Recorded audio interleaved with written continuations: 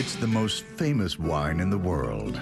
The very name suggests luxury and celebration. But champagne is not just a fizzy drink or a marketing name. It's the unique result of a story that's been unfolding for 2,000 years. Champagne, named after the ancient French province where it was born, has been shaped by centuries of war, revolution, plague, and scientific discovery. Napoleon had his own mansion here, where he stopped on the way to major battles. The Sun King, Louis XIV, was crowned in Champagne, and afterwards would drink nothing else. And the Tsars of Russia demanded the creation of special bottles to be served only at their royal court. Champagne has developed through the centuries, with wine-making geniuses like Dom Perignon and Veuve Clicquot helping to transform it from a simple wine in ancient times to the sparkling elixir that's still evolving today. A bottle of champagne has an estimated 50 million bubbles. And this is the story of how they came to be, of how a vineyard planted by the Romans grew to become the drink of kings.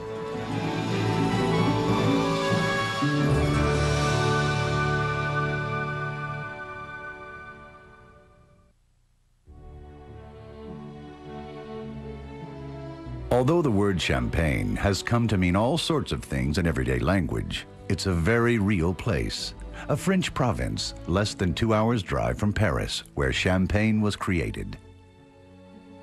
Wine has been grown here for 2,000 years, and it began with the Romans.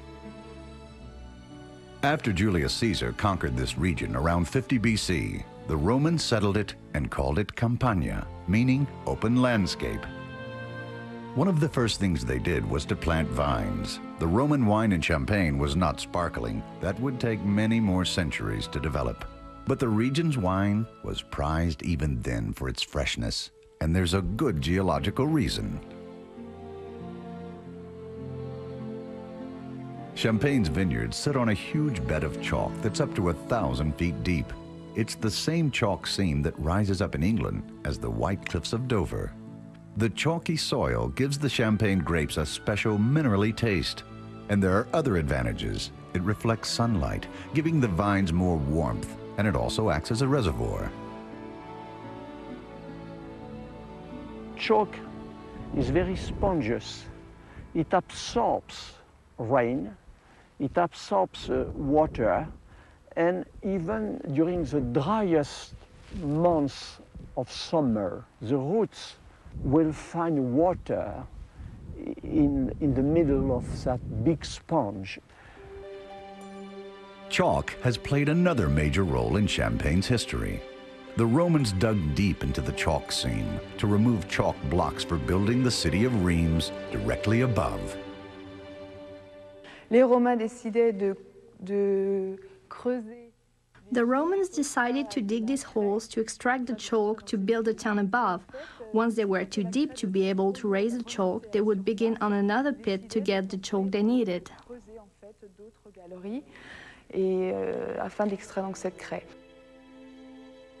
The chalk pits that the Romans left behind were forgotten until the 1700s, when they were converted into cellars by several Champagne firms.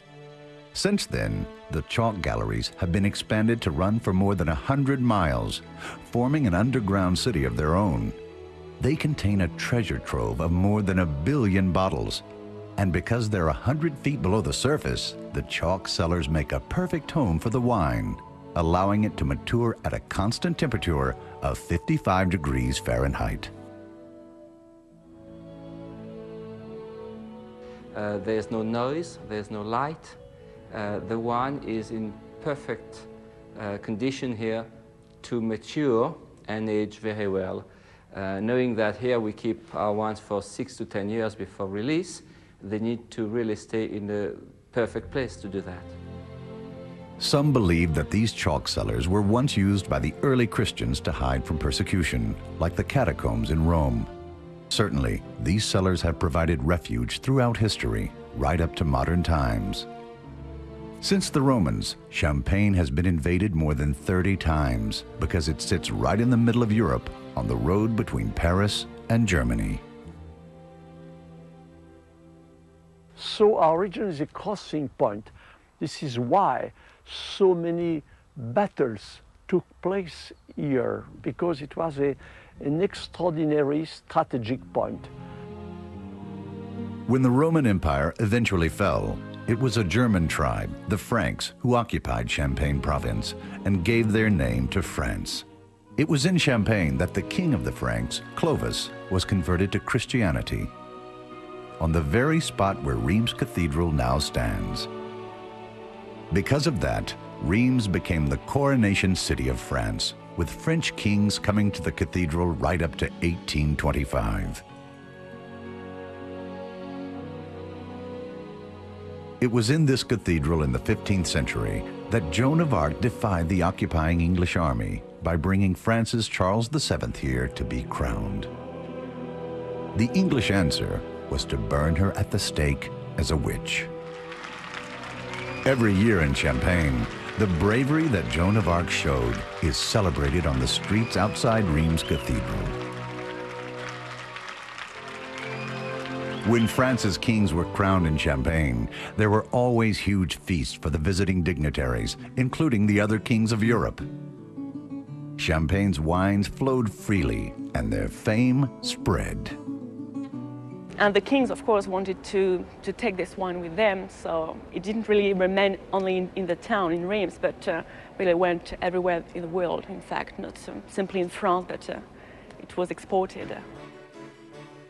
England's Henry VIII bought his own vineyards in Champagne, and after France's son king, Louis XIV, discovered Champagne at his own coronation, he would drink nothing else, calling it the only conceivable drink.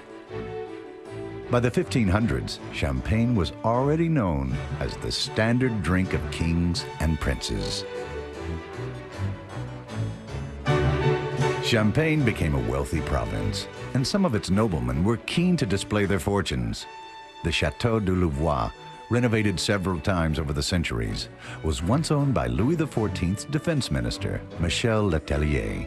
He modeled it to rival Versailles, a move that helped to end his career. Very ambitious man. He wanted to build his own little Versailles, and so he did. But unfortunately, he finished in jail. He was very good for Louis XIV, but then the ambition took over, and he did things that he shouldn't have done, and that was it. One of the companies selling wine to the aristocracy in those days is still in business. The firm of Gosset has a document showing it sold wines in 1584, when Pierre Gosset was mayor of the Champagne town of Heidsieck and once welcomed the French king. At that time, the miracle of sparkling champagne had still not been discovered. The wines were all still wines.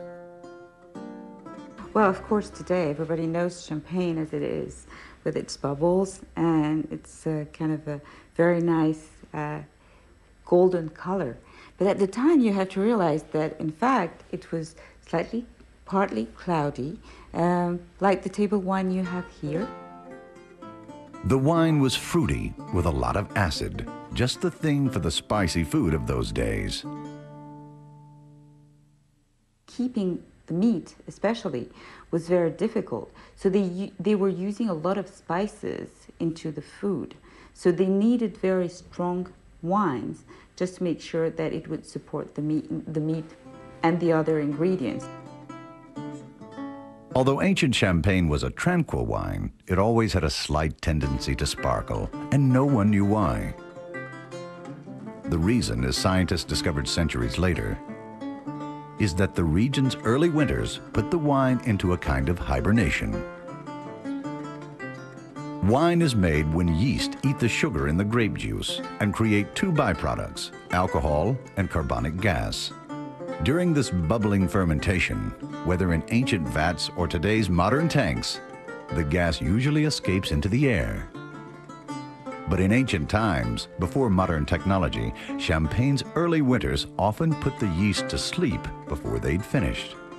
When they awoke again next spring, they found themselves inside the bottles, and the new gas they created was trapped as bubbles.